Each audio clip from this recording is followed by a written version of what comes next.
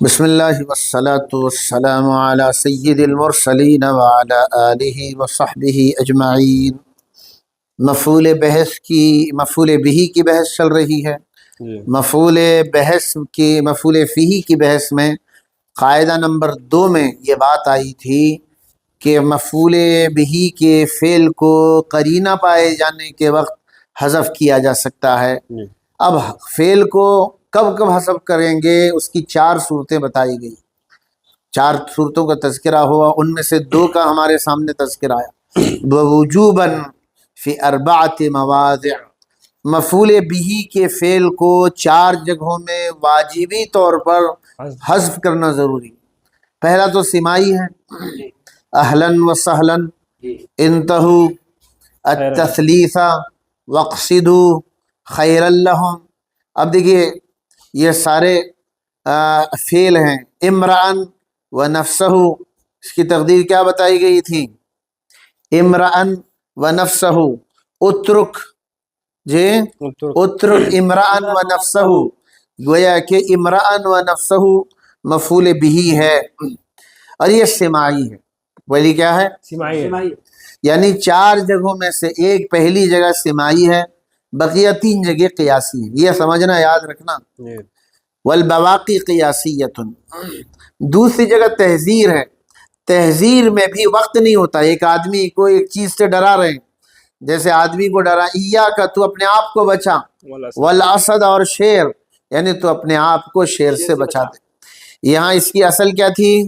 اتقی نفسک من الاسد والاسد من نفسک، اس کی اصل انہوں نے بھی اتقی کا والاسد دے دی۔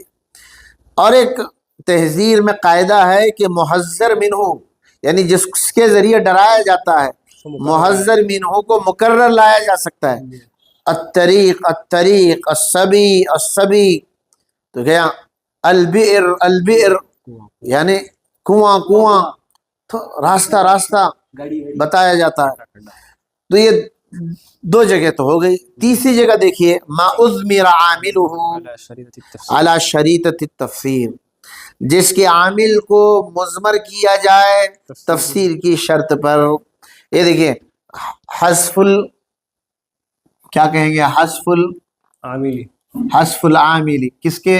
علی شریطۃ التفسیر، حذف العامل کس کے؟ مفعول بہی کے عامل کو حذف کرنا، جس کو ہم حذف الفعل بھی کہتے ہیں۔ ما اضمر عاملہ، ما اضمر عاملہ، ما اضمر عاملہ علی شریطۃ التفسیر، علی شریطۃ، شرط اور شریطہ ایک ہی ہے، شریطۃ التفسیر۔ دیکھیے بولتے جائیے، علی شریطۃ التفسیر۔ اب دیکھیے زیدن، ہم نے ایک مثال لکھی ہے، زیدن ضربتہ، بولیے زیدن ضربتہ۔ اب یہاں اس کا مفعول بہی کا، اس مفعول بہی کا فعل کا حذف کرنا واجب ہے۔ وجہ کیا ہے؟ اس کو ذرا سمجھیے گا۔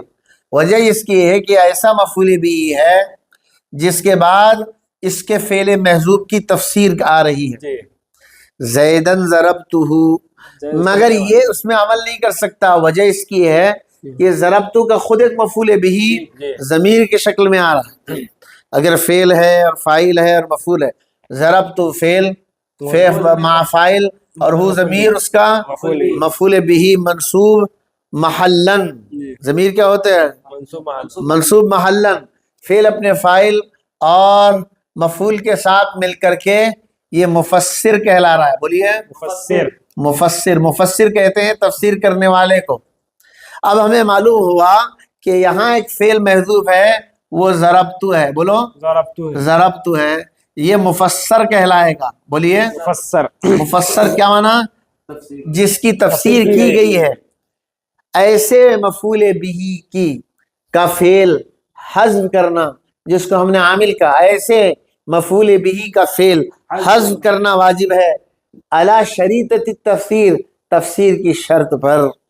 ما اضمر عاملہ، جس اسم کا عامل، اس اسم کا عامل مضمر لایا جا سکتا ہے، علی شریطۃ التفسیر، تفسیر کی شرط پر۔ اگر یہ نہیں آ رہا ہے تو پھر اس کو لانا ضروری ہے۔ زیدن، زیدن بولنے سے کیسا معلوم؟ زیدن منصوب ہے عامل ہے لیکن عامل یہاں چھپا ہوا ہے کیونکہ یہاں اس کا مفسر آ رہا ہے. آپ اگر کچھ سوال کریں کہ بھئی ضربت زیدن ضربتہ کہہ دو تو پھر ہوگا کیسا معلوم؟ مفسر بھی آیا ہے مفسر بھی آیا ہے.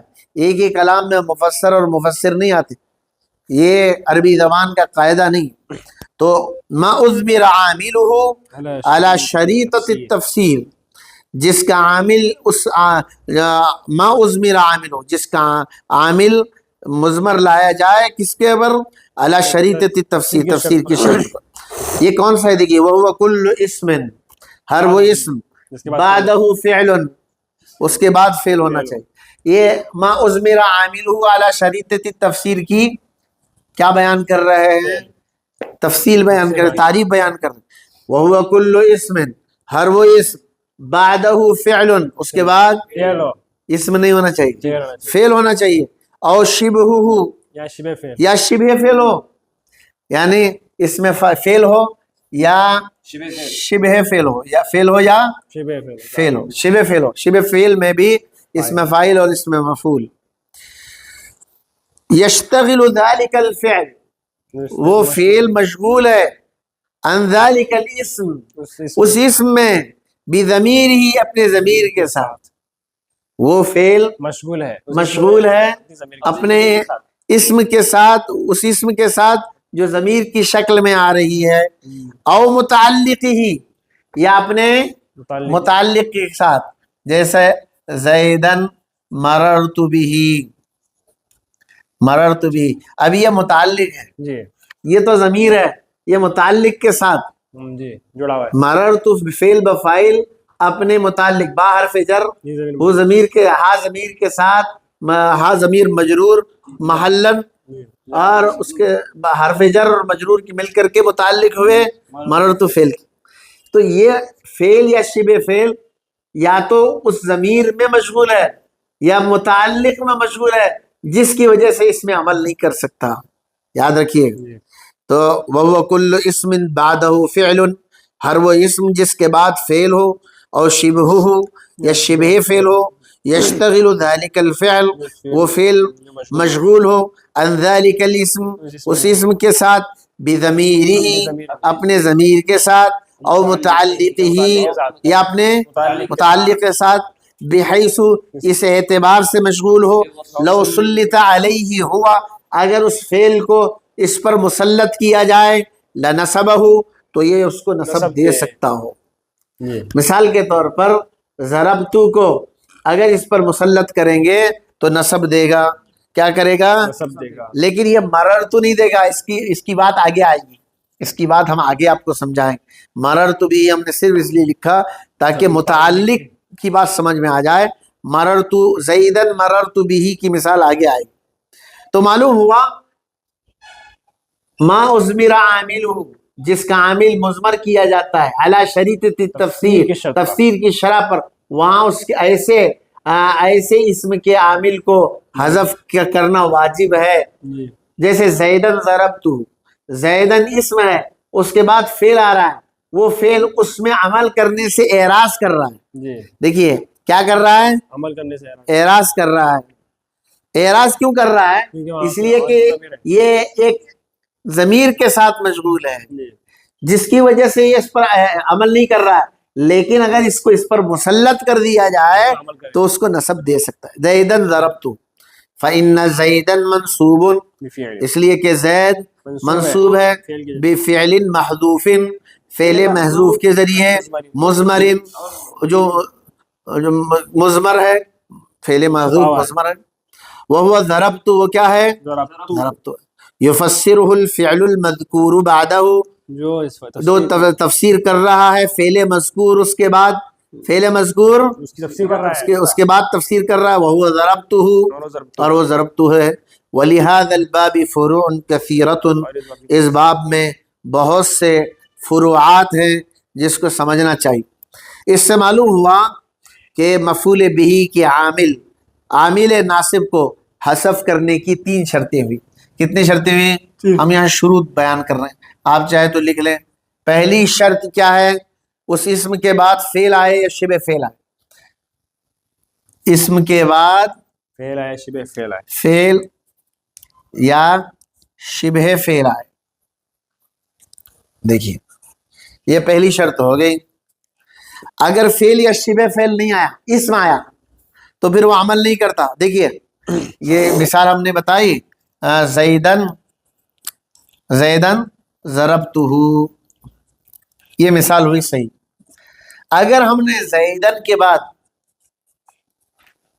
کے بعد ابو کا لائے، کیا لائے؟ ابو کا. زیدن ابو کا لائے، تو پھر یہ زیدن نہیں بن سکتا، یہ زیدن ابو کا بنے. یہ مثال صحیح نہیں، کیونکہ اسم کے بعد اسم آ رہا ہے. جی. اگر اسم کے بعد اسم آ رہا ہے تو پھر یہ مبتدا ابو کا اس کے خبر بن، زید آپ کے ابا ہیں. سمجھ میں آیا؟ جی. دیکھو یہ دونوں مثالیں آپ کے سامنے ہونی چاہیے. دوسری شرط لگائی گئی تھی فعل مذکور جو اس کے اسم کے بعد آ رہا، ضمیر یا متعلق میں عمل کرنے کی وجہ سے اس اسم پر عمل کرنے سے اعراض کر رہا، یہ دوسری شرط ہے. ہاں، فعل مذکور ضمیر پر عمل کرنے سے اعراض کر رہا ہے، اپنی ضمیر پر ضمیر یا متعلق پر یا متعلق میں عمل کرنے کی وجہ سے عمل کرنے کی وجہ سے اعراض کر رہا ہے. ہاں، بس اسم پر عمل کرنے سے اعراض کر رہا ہے. سمجھ میں آیا؟ اعراض کر رہا ہے. چلیے اعراض کر رہا ہے. اگر یہ شرط نہیں پائے گی، جی. اس کی مثال تو ہے، ہم نے یہی مثال ہے، ضربت زیدن ضربتہ. یہ مثال صحیح ہے، کیونکہ یہ فعل اس ضمیر میں عمل کرنے کی وجہ سے. لیکن ہم نے کیا کیا؟ ہم نے یہ نہیں کیا، ہم نے کیا زیدن ضربتہ کہہ دیا. دیکھیے اب پھر یہ تو کسی ضمیر کے ساتھ مشغول نہیں ہے، جی. تو پھر یہ مفعول مقدم ہوگا، جی. مفعول بھی مقدم ہوگا، اور پھر فاعل و فاعل. تو یہ مثال اس کی نہیں ہے. جی. سمجھ میں آیا؟ دیکھیے اسم ہے، اس کے بعد فعل آیا ہے، لیکن فعل کسی ضمیر میں متعلق نہیں ہے. ہونا چاہیے اگر ضمیر سے متعلق ہے تو ضمیر میں عمل کر رہا ہے، تو پھر اس میں عمل نہیں کرے گا. اگر اس میں عمل کرے گا تو پھر ضرورت نہیں ہے کہ ضربت زیدن ضربت کہیں آپ، بس اتنا کہہ دیں کہ وہ مفعول مقدم ہے. تیسری شرط یہ ہے کہ فعل یا شبہ فعل یا اس کے مناسب کو مسلط کیا جائے گا. یہ تیسری چیز ہے، فعل یا شبہ فعل اس کے مناسب یا اس کے مناسب کو مناسب کو مسلط کیا جائے گا. سمجھ میں آیا؟ اب دیکھیے یہاں اس کی مثال اگر کوئی ہے، ہم یہاں کا ایک مثال لکھیں، زیدن ضربت غلامہ. جی. اب دیکھیے زیدن اسم ہے، جی. ضربت اس کے بعد فعل آیا ہے، مگر یہ فعل اپنے اسم میں مشغول ہے، جی. اس کا خود مفعول بھی ہے. زید میں نے مارا اس کے غلام کو، غلامہ.